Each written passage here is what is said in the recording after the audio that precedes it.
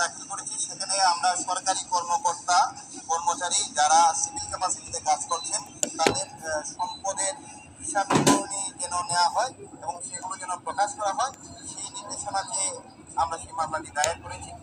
আপনারা জানেন, সাম্প্রতিক সময়ে আমরা দেখছি যে গভর্নমেন্টের কিছু হাই অফিসিয়ালসদের বিপুল পরিমাণে সম্পত্তির খবর প্রকাশিত হয়েছে। তো গভর্নমেন্টের একজন হাই অফিসিয়াল বা মিডিল লেভেলের অফিসার বা এন্ট্রি লেভেলের অফিসার তিনি কিভাবে এত বিপুল পরিমাণে সম্পত্তি অর্জন করেন, সেই জিনিসটি আমরা জানতে চেয়েছি। গভর্নমেন্টের একটি আইন রয়েছে দ্য কন্ডাক্ট রুলস নামে।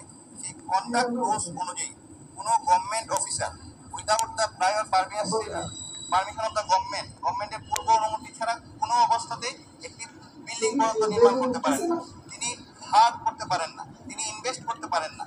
সেই আইন থাকার পরেও কিভাবে তারা এই সম্পত্তি অর্জন করলেন, এবং আমরা সেটা আরো দেখলাম যে সরকারি কর্মচারীদের